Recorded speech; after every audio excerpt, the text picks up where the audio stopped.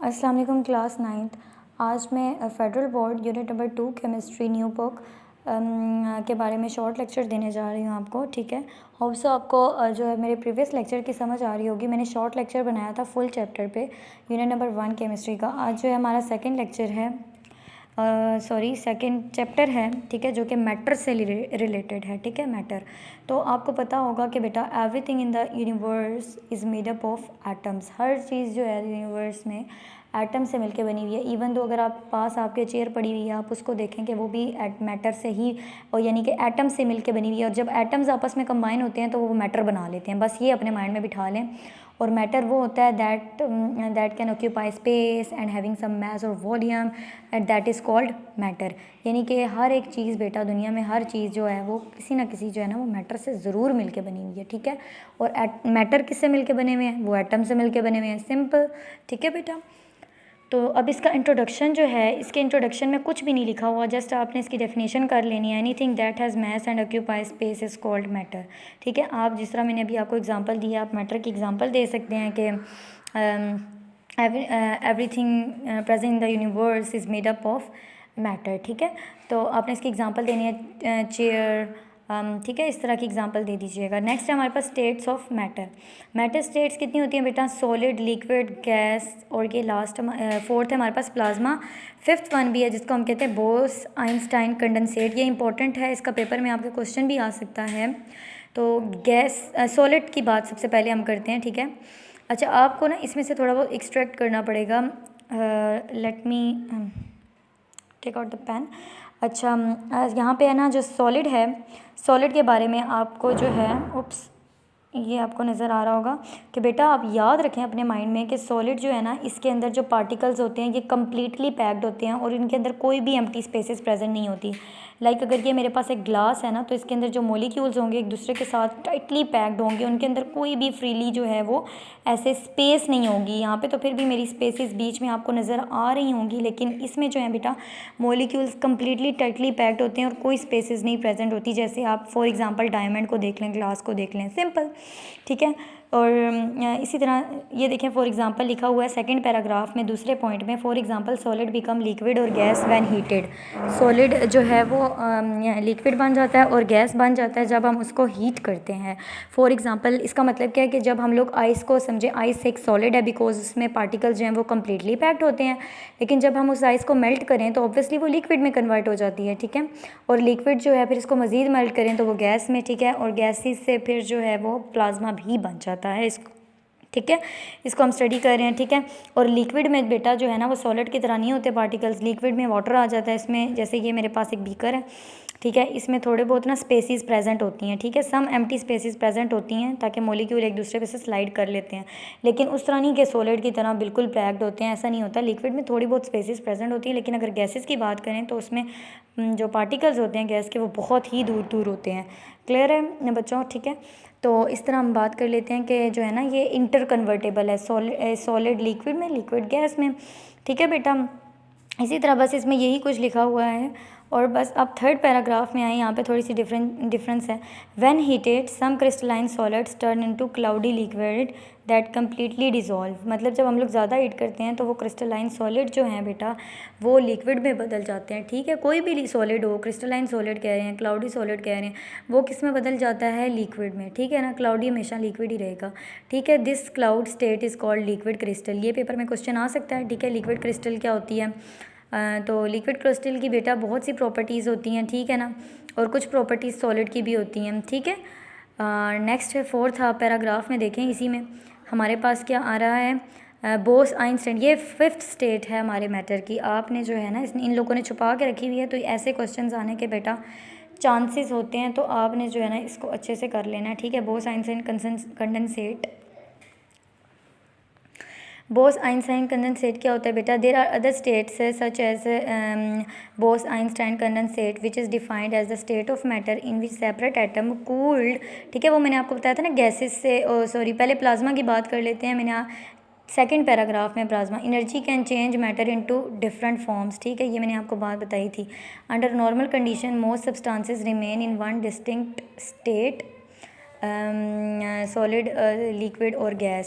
Second line देखें second paragraph की, at very high temperature or when subjected to a strong electric field the gas transformed into plasma। बस इतनी सी बात, ठीक है। सॉलिड कन्वर्ट हो गया लिक्विड में, लिक्विड कन्वर्ट हो गया हीट से गैस में, हीट से फिर और ज़्यादा हीट प्रोवाइड करेंगे तो वो प्लाज्मा में कन्वर्ट हो जाएगा। अब both science and condense state के which is defined as the state of matter in which separate atoms cooled. इनमें जो अलग अलग एटम्स होंगे ना बेटा वो ठंडे होकर, ठीक है, टेम्परेचर से वो क्या हो जाएंगे, very close to absolute zero. वो मतलब एक एब्सोल्यूट ज़ीरो की वैल्यू आ जाएगी कि जहाँ पे टेम्परेचर जो है वो बिल्कुल कूल हो जाएगा, ठीक है। इसको हम कहते हैं Bose Einstein condensate, BEC observable under extreme conditions of cold temperature, because क्योंकि कोल्ड टेम्परेचर भी होते हैं, ठीक है, और इसकी वैल्यू जो होती है वो किसके करीब होती है, पेपर में पूछ सकते हैं, एब्सोल्यूट ज़ीरो के, ठीक है। तो super fluid and super conductors are the two main materials which contain Bose Einstein condensates. Paper में आपसे पूछ सकते हैं कि वो कौन से कंडक्टर्स और फ्लूइड होते हैं जिनमें जो है वो बोस-आइंस्टाइन कंडेंसेट्स प्रेजेंट होते हैं, क्योंकि वहाँ पे टेम्परेचर जो है वो कूल डाउन रहता है, तो दैट्स वाई ये चीज़ें वहाँ पे प्रेजेंट होती हैं। जैसे कि हमारे पास सुपर फ्लूइड हो गया, सुपर कंडक्टर्स हो गए। क्लियर। नेक्स्ट है हमारे पास, यहाँ पे इन लोगों ने सेपरेटली बता भी दिया है। फिर हमारे पास ये आ जाते हैं properties different state of matter. सबसे पहले हम सॉलिड के बारे में करते हैं। इनकी डेंसिटी बहुत ज़्यादा होती है। डेंसिटी का अपने माइंड में एक मतलब रख लें, आपको सारी समझ आ जाएगी, गाढ़ापन, ठीक है ना, क्योंकि देखो इनमें पार्टिकल्स मैंने भी आपको बताया बहुत क्लोज होते हैं एक दूसरे के, ठीक है, तो इनके अंदर डेंसिटी बहुत ज़्यादा होती है। लिक्विड में डेंसिटी थोड़ी नॉर्मल होती है क्योंकि पार्टिकल थोड़े थोड़े एक दूसरे से जो है ना दूर होते हैं, तो गाढ़ापन इनमें थोड़ा कम ही होता है सॉलिड के मुकाबले में। लेकिन अगर गैस की बात करें तो इनमें तो गाढ़ापन बिल्कुल ही लो होता है, क्योंकि वहाँ पर पार्टिकल्स एक दूसरे से बहुत ज़्यादा दूर दूर होते हैं। लार्ज स्पेसेस जो होती हैं मॉलिक्यूल के दरमियान प्रेजेंट होती हैं। डेंसिटी की बात हो गई, क्लियर हो गया। कंप्रेसिबिलिटी की बात करते हैं कि कितना ज़्यादा जो है ना वो कंप्रेस है। कंप्रेस जैसे स्प्रिंग देखा हुआ है ना, स्प्रिंग आपस में कंप्रेस करते हैं हम लोग, एक तरफ से दूसरी तरफ से जब दबाते हैं वो कंप्रेस हो जाता है। सॉलिड के मॉलिक्यूल तो बिल्कुल नहीं हो पाएंगे, क्योंकि ऑब्वियसली ये टाइटली, ये ऊपर आप पिक्चर में देख भी सकते हैं, मैं आपको पेन से शो करवाती हूँ, ये आप पिक्चर में देख भी सकते हैं ये किस तरह से जो है ना वो एक दूसरे के साथ टाइटली पैक्ड हैं, तो ये तो कंप्रेस होने के चांसेस नहीं है। लिक्विड में कह सकते हैं कि मॉडलेट कुछ ना कुछ जो है वो कंप्रेसिबिलिटी होती है, क्योंकि थोड़े बहुत जो है ना एक दूसरे के ऊपर से स्लाइड ओवर कर जाते हैं, ठीक है। लेकिन अगर गैस की बात करें तो गैस में जो है वो ज़्यादा होती है कंप्रेसिबिलिटी। क्यों ज़्यादा होती है बेटा कंप्रेसिबिलिटी? क्योंकि वो पार्टिकल्स एक दूसरे से बहुत ज़्यादा दूर होते हैं, तो वो ईजी टू कंप्रेसिबल होते हैं, दैट्स वाई जो है इसकी कंप्रेसिबिलिटी जो है वो ज़्यादा है, ठीक है। नेक्स्ट है हमारे पास फ्लूइडिटी। फ्लूइडिटी क्या होती है कि जो ईजीली फ्लो कर सके, ठीक है, जो हमारे पास इजीली फ्लो कर सके। तो इसी तरह हमारे पास सॉलिड की बात करते हैं। मैंने भी आपको एग्जांपल भी दी थी सॉलिड की, जैसे हमारे पास गोल्ड कह रही हूँ, डायमंड है, गोल्ड भी चलो ले लो, ग्लास भी ले लो, वो फ्लो तो नहीं कर सकता ना, ठीक है। तो इसी तरह हमारे पास जो लिक्विड है, लिक्विड जो है वो फ्लो कर पाएगा, क्योंकि जब हम लोग अगर समझो आइस है हमारे पास, ठीक है, आइस सॉलिड है, सॉलिड को जब हम हीट करते हैं तो वो लिक्विड में कन्वर्ट हो जाता है, लिक्विड फ्लो कर सकता है। इसी तरह से जो गैस भी है वो भी फ्लो कर सकती है, ठीक है, किसी भी कंटेनर में है तो दे कैन इजीली फ्लो, ठीक है। नीचे से एक बार रीड दे दीजिएगा पैराग्राफ को, इसमें से क्वेश्चन आपको ईजी होगा बनाने में, ठीक है। बहुत ही सिंपल है इस बुक में, थ्योरी ज़्यादा ऐड की हुई है लेकिन है बहुत सिंपल, आपको मसला नहीं है इतना पढ़ने में। एलिमेंट्स, कंपाउंड्स एंड मिक्सचर्स, ठीक है, वेरी सिंपल। एलिमेंट्स बेटा क्या होते हैं, पीरियोडिक टेबल में 118 जितने भी एलिमेंट देख रहे हो ना वो सारे के सारे एलिमेंट्स ही हैं, ठीक है ना। पीरियोडिक टेबल में sodium, hydrogen, carbon, nitrogen, sulphur, boron, helium वगैरह जितने भी हैं, ठीक है ना। तो कंपाउंड्स क्या होते हैं बेटा, जब दो या दो से ज़्यादा एटम्स मिलते हैं, ठीक है, एटम वही हाइड्रोजन, कार्बन, सल्फ़र, इन्हीं के एटम, जब एक या दो एटम्स आपस में कंबाइन होते हैं तो वो कंपाउंड बना देते हैं। फिर मिक्सचर, जब हम एक से दो चीज़ों को आपस में मिलाते हैं तो वो मिक्सचर बन जाता है, ठीक है, सिंपल। मैं तो मैटर जो है ना, ये प्योर सब्सटेंस क्या होता है, एलिमेंट और कंपाउंड के बारे में देखो, एलिमेंट आ गया, कंपाउंड, ये दो चीज़ें हमारे पास प्योर सब्सटेंस है, ठीक है ना। क्यों ये प्योर सब्सटेंस है ये भी मैं आपको इसका कंसेप्ट देती हूँ, बिकॉज ये सेम नंबर ऑफ एटम से मिलके बने हुए हैं, दैट्स वाई ये प्योर सब्सटेंस है। फिर हमारे पास आ जाता है मिक्सचर का। मिक्सचर हमारे पास कितने तरह के होते हैं, होमोजीनियस होते हैं, हेट्रोजीनियस होते हैं। होमोजीनियस जिनमें जो है ना मिक्सचर की कॉम्पोजिशन सेम है, याद रखना, ठीक है ना। तो हेट्रोजीनियस कौन से होते हैं, जिनमें जो है ना वो मिक्सचर की कॉम्पोजिशन जो है वो डिफरेंट चीज़ों से मिलके बने हुए हैं, जैसे चाय वगैरह हो गई, ठीक है। तो ये जो है हेट्रोजीनियस मिक्सचर है। अब कोलॉइड और सस्पेंडेड जो है ना सस्पेंशन सोल्यूशन, ये हम लोग लास्ट में पढ़ेंगे, इसकी लास्ट में बहुत डिटेल है। तो यहाँ से ये चीज़ें हो गई, और ये नीचे एलिमेंट को उन लोगों ने हाईलाइट किया हुआ है, ज़रा इनको देखें आप।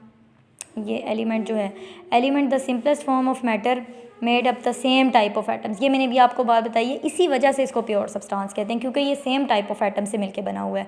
ये कॉन्सेप्ट अपने माइंड में बिठाइएगा, बार बार वीडियो देखिएगा, याद हो जाएगा, या फिर इसको कहीं लिख लें। So we learn that matter is made up of atoms. तो हमें ये चीज़ का अच्छे तरीके से पता है बेटा कि जो मैटर हैं जितने भी, वो किससे मिलके बने हुए हैं, एटम से मिलके बने हुए हैं। ये चीज़ मैंने आपको स्टार्टिंग में भी बताई थी, जितने भी मैटर हैं वो किससे मिलके बने हुए हैं, एटम से मिलके बने हुए हैं, ठीक है। And atom that have the same proton number and are called elements. और एटम के अंदर बेटा याद रखें, अब एटम भी तो अल्लाह ताला ने किसी, मतलब उसके अंदर भी तो ऑब्वियसली कंपोजिशन होगी किसी चीज़ की, तो इसी तरह एटम भी जो है वो उसके अंदर प्रोटॉन प्रेजेंट होते हैं, जो कि उसके सेंटर में होते हैं, पॉजिटिव चार्ज जहाँ पे लिखा होता है। ये आगे जाके हम डिटेल में पढ़ेंगे, लेकिन माइंड में बिठा लो, ठीक है। इस तरह देखो, मैं आपको इसकी डायग्राम बना के देती हूँ। ये हमारे पास है, ये एक एटम, ये दरमियान में इसके होता है बेटा पॉजिटिव चार्ज। बहुत अजीब बन गया है पॉजिटिव चार्ज, ठीक है। ये दरमियान में पॉजिटिव चार्ज होता है, यहाँ पे नंबर ऑफ़ प्रोटॉन्स और नंबर ऑफ़ न्यूट्रॉन्स प्रेजेंट होते हैं, इतना याद रख लें। और ये जो इसकी बाहरी गोल सी मैंने शेल बनाई है ना, यहाँ पे इलेक्ट्रॉन्स प्रेजेंट होते हैं, इलेक्ट्रॉन्स यहाँ पे प्रेजेंट होते हैं, ठीक है। तो यहाँ पे इलेक्ट्रॉन्स जो हैं वो कम्प्लीटली रिवॉल्व कर रहे होते हैं अराउंड द न्यूक्लियस। और न्यूक्लियस में क्या होते हैं, number of protons and number of neutrons. अब आपको एटम के बारे में समझ आ गई। तो यही वाले एटम बेटा आपस में मिलते हैं तो मैटर बनता है, और इसी तरह एटम दो या दो से ज़्यादा कंबाइन होते हैं तो वो कंपाउंड बना लेते हैं। होप सो ये आपको समझ अच्छे से आ गया होगा। नेक्स्ट है हमारे पास बेटा मिक्सचर के बारे में मैंने आपको बता दिया, ठीक है। दो या दो से ज़्यादा सब्सटेंसेस मिलते होते हैं, वो किसी न किसी चीज़ का मिक्सचर बनता है, जैसे आपने चाय का मिक्सचर बनाया, ठीक है। अब नेक्स्ट हमारे पास बेटा आ रहा है एलोट्रोप्स, नेक्स्ट हमारे पास बेटा आ रहा है एलोट्रोप्स। अब एलोट्रोप्स क्या होते हैं बेटा, एलोट्रोप्स यानी कि मैं आपको ना अगर सादा सी इसके अंदर बात बताऊँ ना कि क्या चीज़ होगी, तो बेटा कार्बन आपने देखा हुआ है ना, क्या है कार्बन, पीरियोडिक टेबल का ये एक एलिमेंट है ना, ठीक है। तो बेटा वो एलिमेंट जो है ना एक बहुत इंपॉर्टेंट एलिमेंट है, क्योंकि वो जो है ना डिफरेंट चीज़ों की फॉर्म्स इख्तियार कर लेता है। अगर जो है ना ज़्यादा कार्बन एटम्स आपस में टाइटली बाउंड होंगे ना तो वो डायमंड बना लेगा, देखो। लेकिन अगर उनमें बॉन्डिंग जो है वो वीक होगी तो वो ग्रेफाइट बन जाएगा। जैसे पेंसिल की आपने देखी होगी आगे से, ठीक है ना, वो बुरबुरा सा ब्रिटल होता है, ठीक है। जैसे डायमंड सख्त है, दोनों में हालांकि कंपोजिशन सेम ही है, यानी कि ये दोनों एक दूसरे की एलोट्रोपिक फॉर्म्स हैं, ठीक है। ये दोनों एक दूसरे की क्या हैं, एलोट्रोपिक फॉर्म्स हैं, ठीक है। तो एलोट्रोप्स क्या होते हैं। अच्छा बच्चों, यहाँ तक हम लोग इसको थोड़ा सा रोकते हैं, ठीक है। नेक्स्ट लेक्चर में मैं एलोट्रोप से स्टार्ट करवाऊँगी, ठीक है। तो यहाँ तक हमारा जो है टॉपिक कंप्लीट होता है। नेक्स्ट से हम लोग फिर एलोट्रोप, मैं कोशिश कर रही थी कि शॉर्ट लेक्चर दूँ, बट जो है नेक्स्ट लेक्चर में इसको कंप्लीट कर लेंगे। तब तक के लिए अपना ख्याल रखिएगा। अल्लाह हाफ़िज़।